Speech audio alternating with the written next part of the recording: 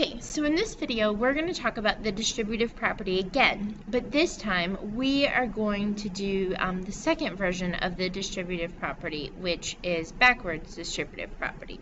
So let's go ahead and get started. So like we said in the last lesson, there's two ways to do distributive property. There's forwards distributive property, which I've crossed out because we already did in the other lesson, and then there's backwards distributive property. Now backwards distributive property is more formally called factoring out the GCF. You need to know both names. We call it backwards distributive property here in school just because it's a little easier to recognize and remember, but on things like your state tests like EOG and map testing and other things like that, it's going to be called factoring out the GCF. On testing quizzes, I try to call it both things so that you can remember, so it's important to know both names, okay?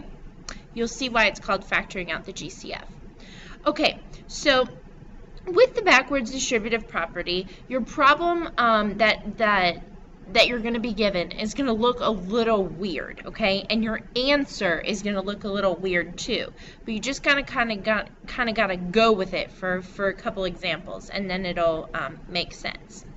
So step one, the problem that you're going to be given will look like this: 30 plus 10.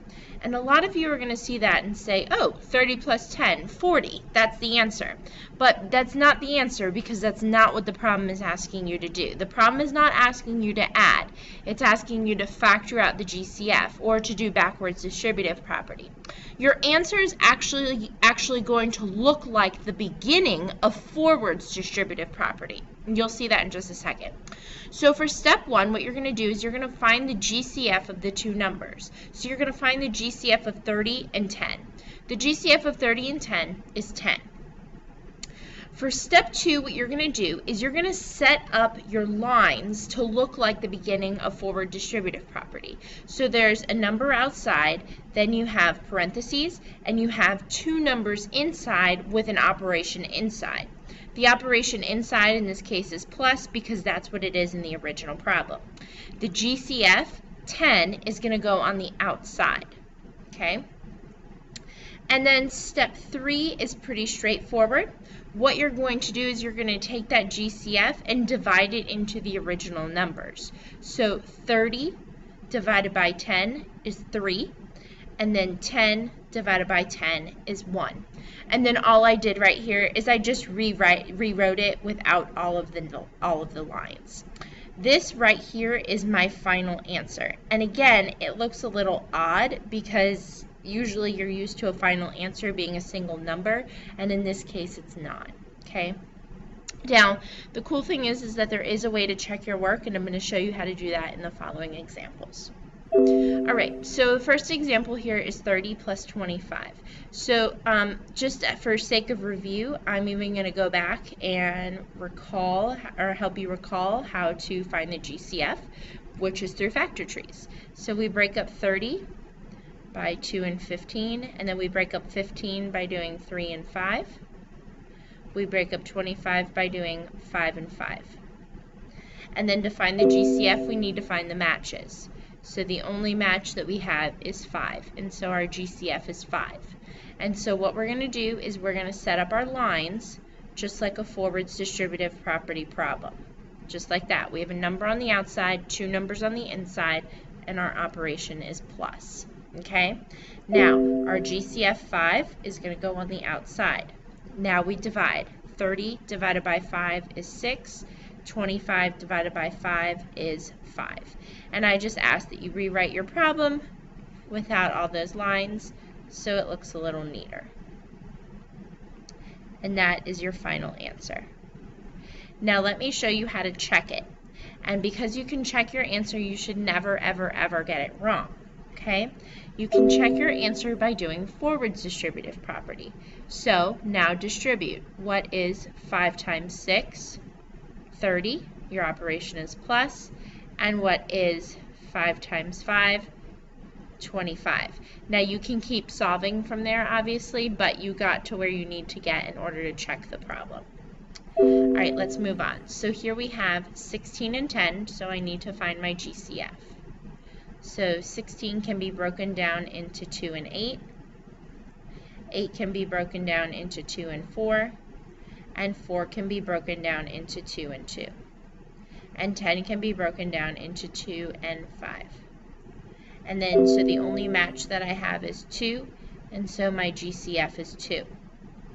I'm going to set up my lines like forward distributive property. So I have a number outside, 2 numbers inside the parentheses, and my operation was plus addition, so that's the sign that I have inside my parentheses.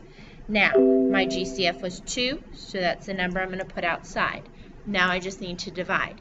16 divided by 2 is 8, so that's the first number. And then 10 divided by 2 is 5, so that's the second number.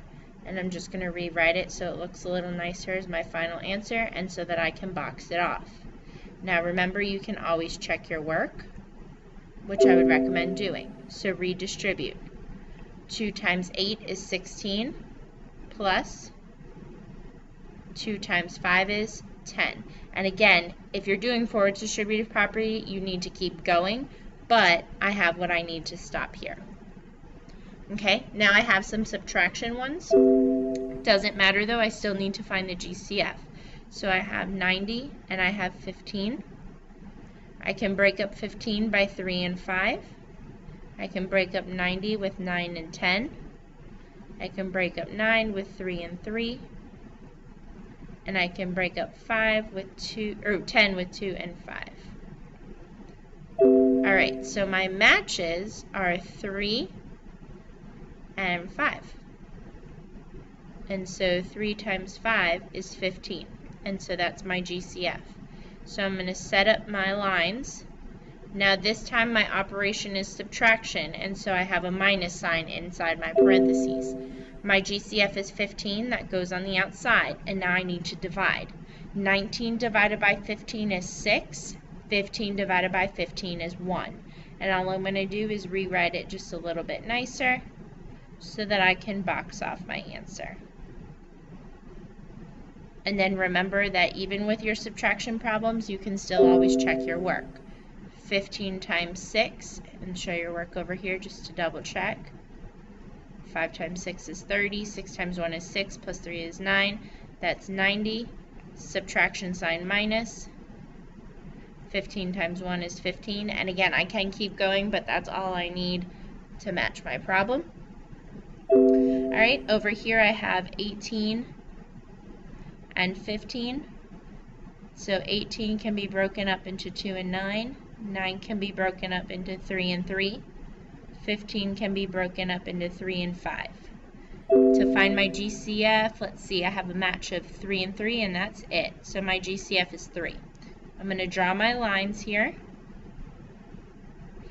for my forward distributive property.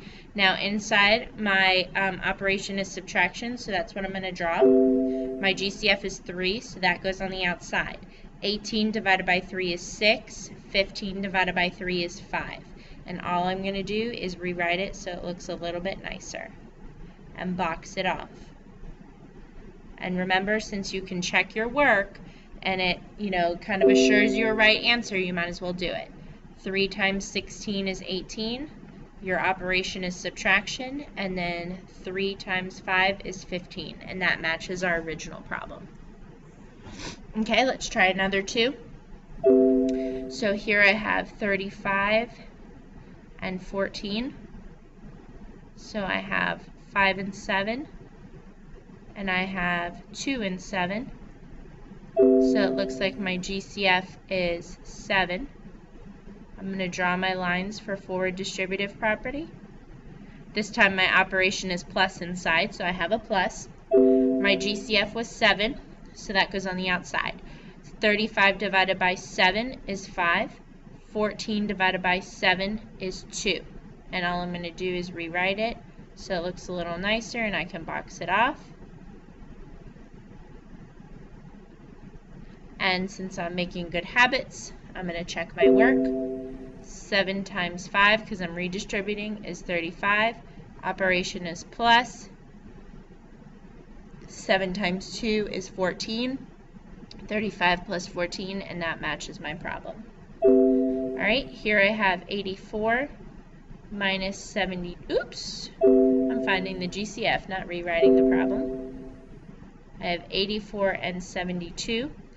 So 84 can be broken up into 2 and 42. 42 can be broken up into 2 and 21. And 21 can be broken up into 3 and 7. 72 can be broken up into 8 and 9. 9 can break up into 3 and 3. 8 can break up into 2 and 4. And 4 can break up into 2 and 2. Alright, so we have a lot going on here. So we have a 2 that matches. We have another 2 that matches. And we have a 3 that matches. And that's it. So 2 times 2 is 4. 4 times 3 is 12. So 12 is my GCF. I'm going to set up my lines for Ford's distributive property. My operation is subtraction, so that's what goes inside. 12 is my GCF, that goes outside.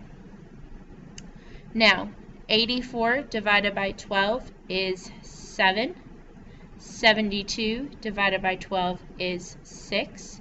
And I'm going to rewrite it so I can box off my answer. And then I'm going to check my work. Give myself some space here. 12 times 7, always a good idea to remultiply it. 7 times 2 is 14. 7 times 1 is 7, plus 1 is 84. So that's 84, minus sign. And then 12 times 6. 2 times 6 is 12. 6 times 1 is 6, plus 1 is 7. 72. And that matches my answer up top. Alright, you go ahead and try these 3 and then we'll compare answers.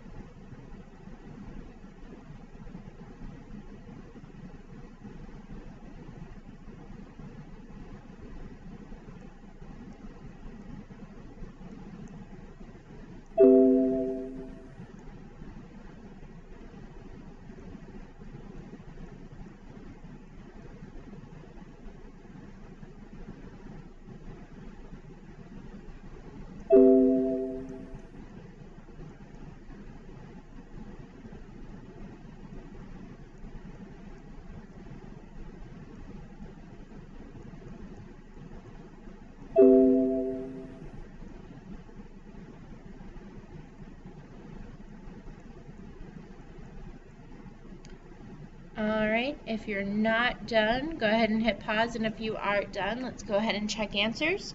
So for the first one, your GCF should have been 7, and your answer was 7 parentheses 4 plus 3. For the second one, your GCF should have been 12, and your answer was 12 parentheses 3 minus 1. Make sure your operation was minus. And for the last one, your GCF should have been 26, and your answer should have been 26 parentheses 1 plus 2. All right, that is the end of this lesson, and we will have a lot more in class to practice.